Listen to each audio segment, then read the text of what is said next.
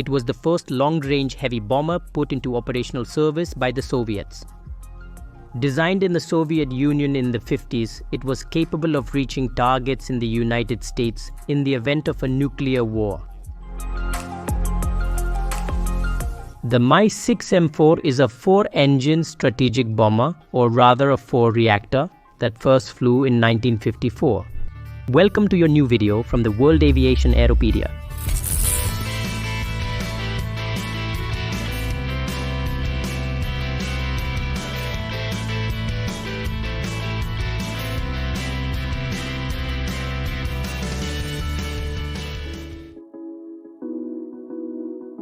After the Second World War, the Soviet Union prioritized the development of a long-range strategic bomber to launch atomic weapons.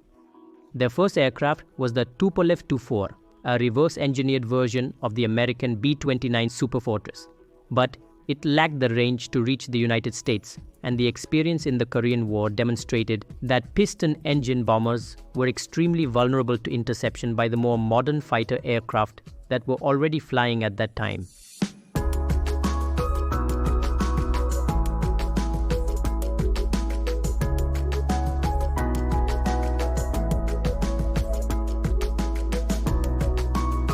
With the advancement of Western jet bombers such as the B-47 Stratojet or the Vickers Valiant, Vladimir Mikhailovich Myasishchev was instructed to build a long-range strategic bomber.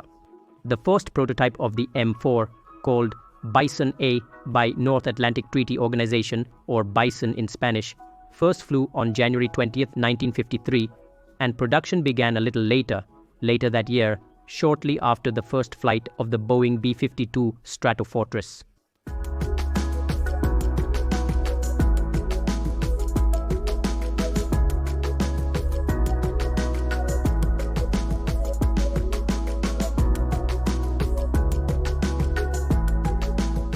The M4 was first shown to the public when it made a low pass over Red Square in Moscow on the May 1st holiday in 1954 and was filmed by press media from around the world. It entered service in 55 and 34 units of the first version were built, including the 2 prototypes.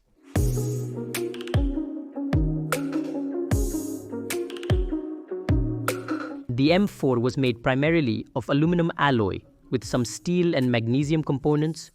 It had wings swept at 35 degrees and was initially powered by Mikulin AM-3 engines, but later upgraded to Dobrynin RD-3M turbojets.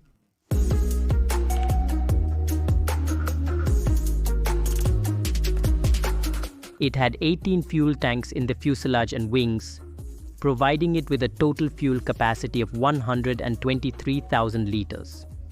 This gave the aircraft a range of 9,500 kilometers, although it did not reach the initially specified range of 12,000 kilometers.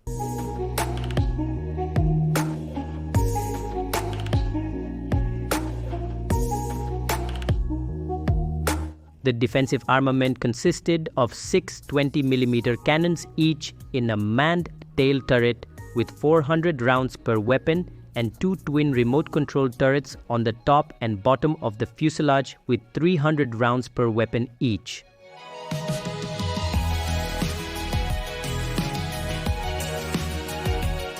The plane had a crew of 8 people: navigator, bombardier in the nose, pilot and co-pilot in the cockpit, radar operator, navigator, flight engineer, gunner and a radio operator, and then gunners in the dorsal turret in a compartment behind the cockpit, as well as a gunner in the tail.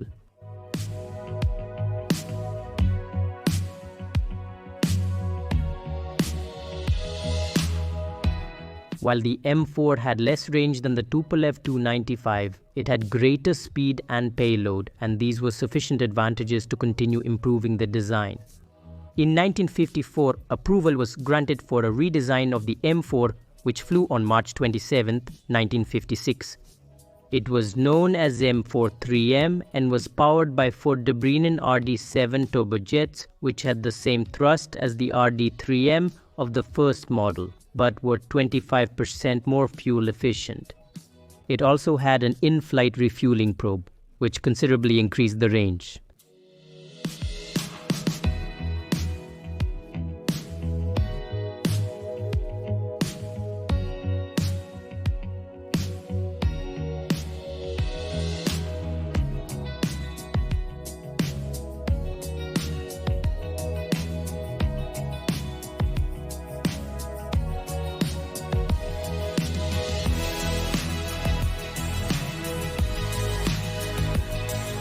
The central fuselage was redesigned to reduce weight and improve aerodynamics, and the wings were updated with a wider wingspan and area.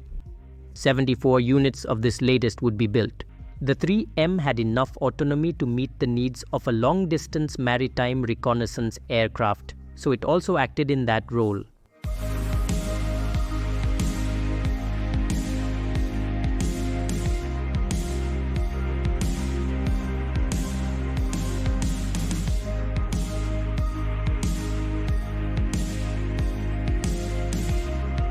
In the early 60s, the new improved Bison C design was introduced, which specialized in radar search. By that time, many of the original fours had been converted into tanker aircraft for in-flight refueling.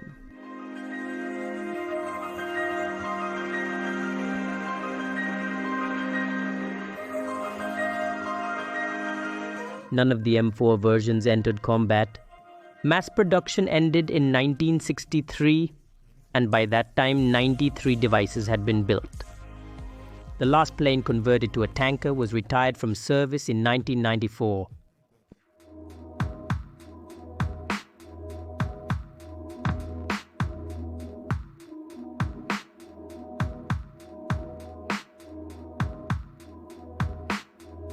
Thank you.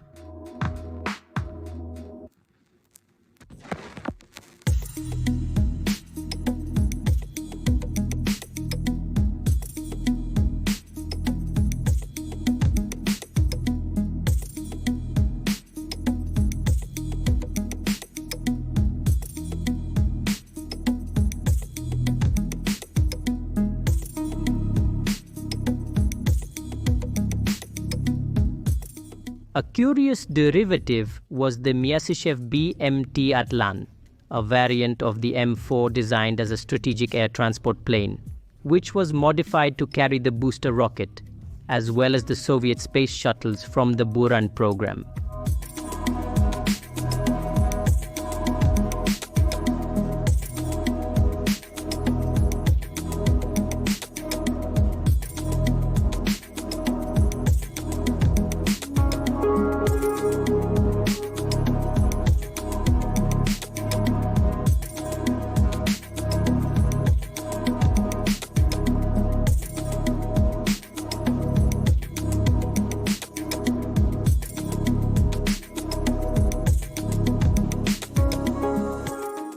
It is also known as the 3MT, or adapted with two twin vertical rudders to carry an aerodynamic container in its fuselage to support the Soviet space program we had mentioned.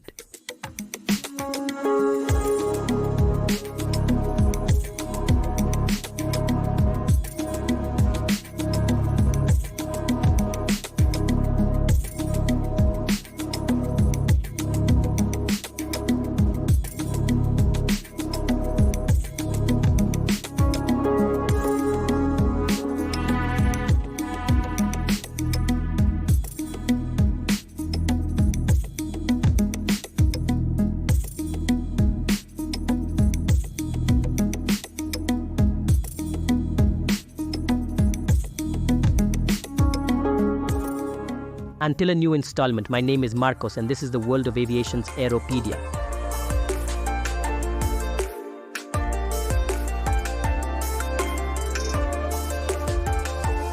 Thank you.